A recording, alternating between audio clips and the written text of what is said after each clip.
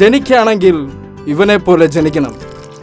വ്യവസായ പ്രമുഖനായ സാമുവലിന്റെ ഒരേ ഒരു പുത്രൻ അലക്സ്, 10 തലമുറയ്ക്ക് സുഖമായി കഴിയാനുള്ള സ്വത്തിന്റെ ഒരേയൊരു അവകാശി.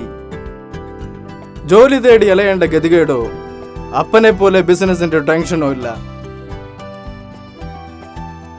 സുഖ ജീവിതം. Born with silver spoon. Silver spoon അല്ല, ഡയമണ്ട് സ്പൂൺ.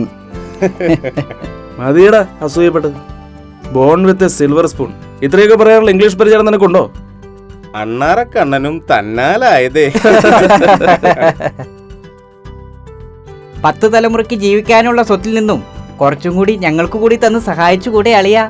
കൂട്ടുകാരാണെന്ന് പേരും പറഞ്ഞ് എന്നെ ഓസി കുടിച്ചും പറഞ്ഞിട്ട് ഇനി സ്വത്തും വേണം. ഇനി ഇവിടെ ഒന്നും ശരിയാവില്ല. ഒരു എളുപ്പും കൂടാതെ എന്റെ സ്വത്തിന്റെ ഭാഗം വരെ ചോദിച്ചില്ലേ? Good bye. അളിയ മദ്യപിച്ച് വണ്ടി ഓടിച്ച പോലീസ് പിടിച്ച് ഊതിക്കും. നീ എന്തറിഞ്ഞിട്ടാ? കുറച്ചു നാൾ മുമ്പ് ഫിറ്റായി കാർ ഓടിച്ചു പോകുമ്പോ തടഞ്ഞു നിർത്തി ഊതിച്ച പോലീസുകാരന്റെ കരണത്തടിച്ച് കഴിവ് തെളിയിച്ചവനാ. കാശിന്റെ ഹുങ്ക് അല്ലാതെന്താ. പിന്നെ പാവം സാമൂലച്ചായൻ ചില രാഷ്ട്രീയക്കാരുടെയും പോലീസുകാരുടെയും കാല് മാറി മാറി പിടിച്ചാ കേസ് ഒതുക്കിയത്. അല്ലെങ്കിൽ ഡ്യൂട്ടിയിലുള്ള പോലീസുകാരനെ തല്ലിയതിന് ചെക്കനകത്തയൻ.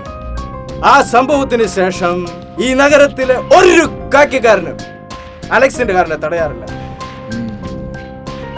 എനിക്കാണെങ്കിൽ ഇവനെ പോലെ ജനിക്കണം. ഭാഗ്യവാൻ.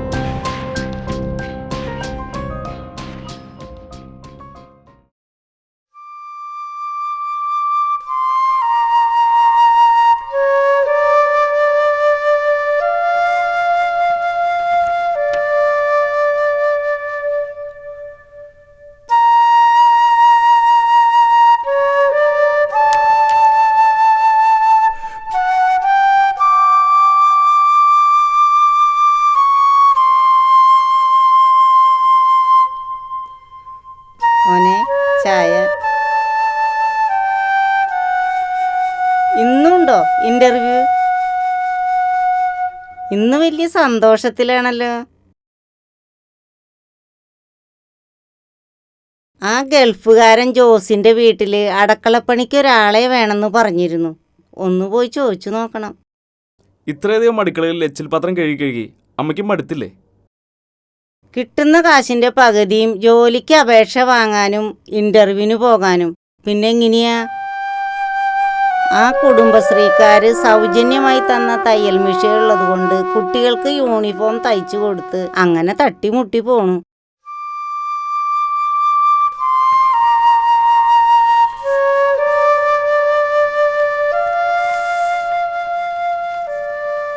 എന്താ മോനെ ഇത്? തൃശ്ശൂരിലെ ഒരു പ്രമുഖ സ്ഥാപനത്തിലേക്ക് ജോലിക്ക് ആളെ ആവശ്യമുണ്ട്. താല്പര്യമുള്ളവർ താഴെ കാണുന്ന വിലാസത്തിൽ ബന്ധപ്പെടുക. 5-6 മാസം മുമ്പത്തെയാ. ഇന്റർവ്യൂവിന് ഞാനും പോയിരുന്നു. കിട്ടുമെന്ന് വിചാരിച്ചതല്ല. കഴിഞ്ഞ ആഴ്ച അവിടെ നിന്നൊരു കത്ത് വന്നു. ഇന്ന് 10 മണിക്ക് ശേഷം തൃശ്ശൂരിൽ അവരുടെ ഓഫീസിലേക്കൊന്ന് ചെല്ലാൻ. അതിനത്ര സന്തോഷിക്കാനൊന്നുമില്ല. വരണമെന്ന് മാത്രമല്ലേ പറഞ്ഞുള്ളൂ. ഇതുപോലെ എത്ര എണ്ണം വന്നിരിക്കുന്നു. ഇതതുപോലെയല്ല, ജോലി കിട്ടും ഉറപ്പ്. അതെ, 10 മണിയാവാനൊന്നും നിൽക്കണ്ട. ബസ്സിലും സ്കൂൾ പിള്ളേരുടെ തിരക്കാവും. കുറച്ച് നേരത്തെ പൊക്കോ. അമ്മ ഭക്ഷണം എടുത്തു വെക്കട്ടെ. ഈ അമ്മയുടെ ഒരു പാട് കണ്ട ജോലി ഉറപ്പായെന്ന് തോന്നും. വേഗം കുളിക്കട്ടെ.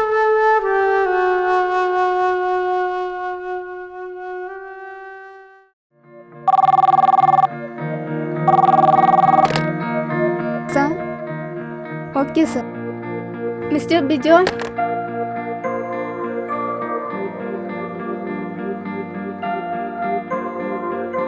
Good morning sir. Good morning.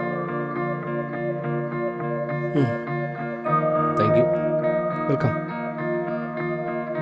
Mister Bijoy, ഈ പോസ്റ്റിലേക്ക് ഇൻ്റർവ്യൂ നടത്തി ആളെ അപ്പോയിൻറ്റ് ചെയ്തതാണ്.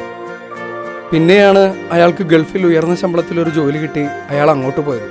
പിന്നെ സെലക്ടഡ് ലിസ്റ്റിൽ അടുത്ത പേര് നിങ്ങളുടേതായിരുന്നു. So you are here. 2 ദിവസത്തിനുള്ളിൽ അപ്പോയിൻമെൻറ്റ് ഓർഡർ താങ്കളുടെ വീട്ടിൽ എത്തിയിരിക്കും. Thank you sir.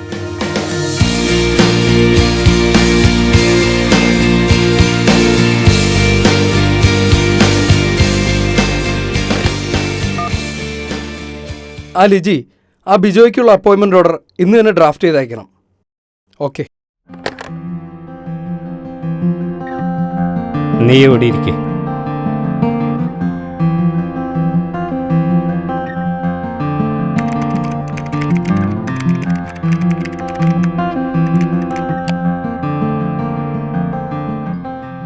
ആ സാറോ? സാറെന്താ ഇങ്ങോട്ട് വന്നത്?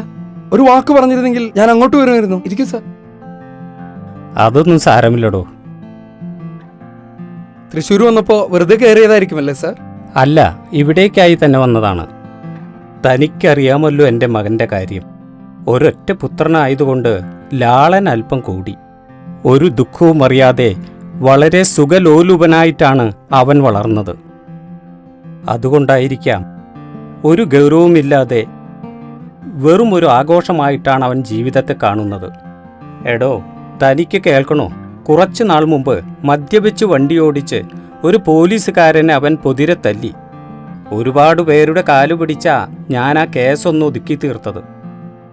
ഇപ്പോൾ അവിടെ നിൽക്കാൻ പറ്റാത്ത അവസ്ഥയാണ്. ഇനി അവൻ അങ്ങനെ വിടാൻ ഉദ്ദേശിച്ചിട്ടില്ല. ഉത്തരവാദിത്വമില്ലാത്തതാണ് അവൻ്റെ പ്രശ്നം. ഒരു ജോലിയും പിന്നെ കുടുംബവുമൊക്കെ ആവുമ്പോൾ അവൻ്റെ സ്വഭാവം മാറുമായിരിക്കും. ഒരു ജോലി ചെയ്യാനുള്ള പ്രാപ്തി തനിക്കുണ്ടെന്ന് അവനെ തന്നെയും പിന്നെ മറ്റുള്ളവരെയും ബോധ്യപ്പെടുത്താനൊരു ജോലി, അത്രമാത്രം. ശമ്പളമൊന്നും വേണ്ട. താനൊന്നു മനസ്സ് വെച്ചാ ഈ ഓഫീസിൽ തന്നെ അവനെന്തെങ്കിലും.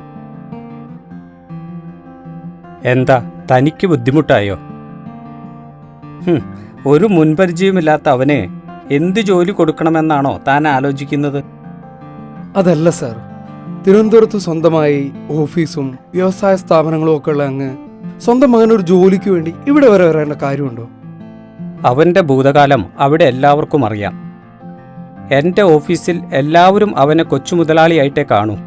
അവൻ ചെയ്യുന്ന തെറ്റുകളെല്ലാം അവർ കണ്ടില്ലെന്ന് നടിക്കും. അത് പാടില്ല. അങ്ങനെയായാൽ അവൻ നിന്നിടത്ത് തന്നെ നിൽക്കുകയുള്ളൂ. പിന്നെ ഇവിടെ ആവുമ്പോൾ തൻ്റെ ഒരു മേൽനോട്ടം കൂടി ഉണ്ടായിരിക്കുമല്ലോ. തനിക്കല്ലാതെ ഇവിടെ മറ്റാർക്കും അവനെക്കുറിച്ച് ഒന്നും അറിയില്ല. ചക്കാത്തിന് തിന്നാനും കുടിക്കാനും നടക്കുന്ന അവൻ്റെ കൂട്ടുകാരിൽ നിന്നും അവനെ അകറ്റാൻ ഇതല്ലാതെ വേറെ വഴിയൊന്നുമില്ല. Sir, ബിജോയുടെ അപ്പോയിൻമെന്റ് order.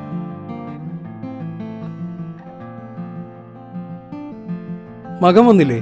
ആ, അവൻ പുറത്തിരിപ്പുണ്ട്. അയാളെ വിളിക്കേ. Okay sir. അകത്തേക്ക് ചെല്ലാൻ പറഞ്ഞു.